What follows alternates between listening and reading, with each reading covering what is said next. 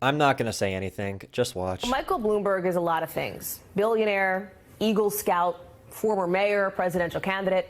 And now there's one thing he's trying to become, a social media influencer. And he's willing to pay for it, pay a lot. The New York Times reports this morning his campaign is working with some of the biggest online meme makers, places like Jerry Media. Remember them from Firefest and that epic fail? Here's one example of some of the Bloomberg SponCon. Looks like a DM, right? The campaign asks if they can make the candidate, quote, seem cool for the primary. And then Bloomberg says he's putting Lamborghini doors on the Escalade, right? There's a lot of them kind of like this. Meme. And the funny thing is, it seems to be working. The account that posted the one we just showed you said it was the most successful ad they have ever put up.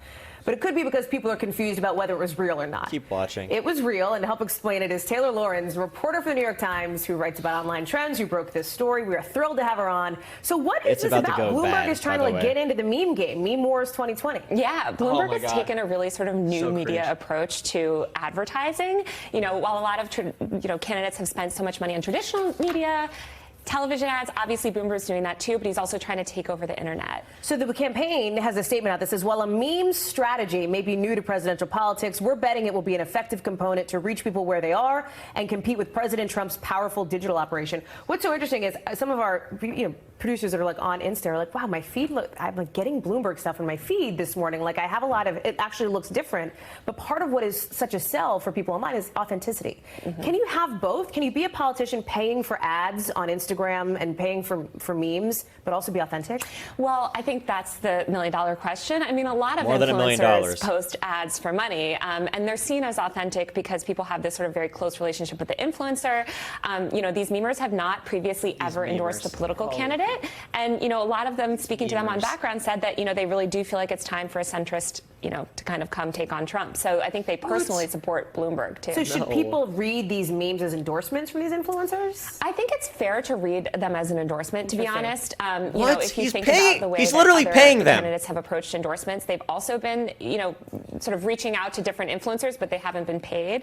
But I don't think that any influencer would take on a brand deal if they didn't believe in the brand. That's sort of that's the whole point, right? You also, listen, we're talking about names like Jerry Media, big names everybody kind of knows about, but there's also these micro influencers, right? People that may have like 1,000 followers, 100,000 followers, and for $150, apparently according to the Daily Beast, and you have this too, the Bloomberg camp is pitching them to try to tell people about Michael Bloomberg. Exactly. So in addition to buying spots on essentially these large media properties like the Jerry Media, like these other meme accounts, they are also trying to have this groundswell of support. When you look at other candidates, for instance, Bernie Sanders, he has a very young follower base that's very active. They're actually real. Unpaid. They're doing it for free. They're doing it because they sort of consider Bernie an influencer.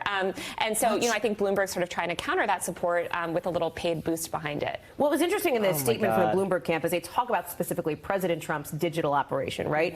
And the meme Bloomberg war spent more than $1 million a day on average over the past couple of weeks over on Facebook, right?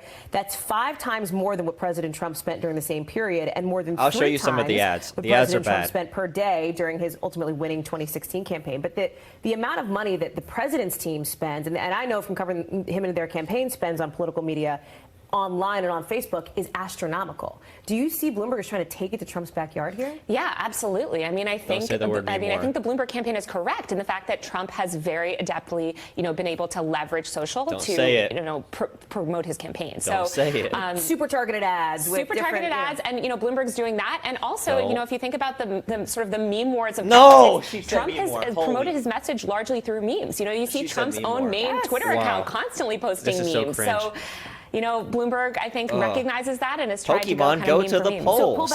The memes they're talking about. Let me show you a couple. Well, here you go. The amazing meme attack from Michael Bloomberg to Donald Trump. The meme war. The way that girl was talking about memes was so cringy. It was so boomer. It was so Pokemon Go to the polls from 2016. Rihanna has 23 million more Twitter followers than Trump. Which one of them tweets more, huh? Which one tweets more? I'm sure the American voters care about that. The people who aren't coming out to vote for us are going to come vote for us now because Donald Trump tweets more than Rihanna. And how about this one? This one makes absolutely no sense. This one is trying to draw a distinction about dogs, saying less tweeting, more booping. More booping. The meme war that they are thinking will work to beat Trump. This is where all that money's going to. When Bloomberg spends $400 million on ads, remember, this is where that money's going. These amazing Trump-fighting ads. Who is this going to help? Who is this going to hurt? No one. This is childish. It's not issue-based.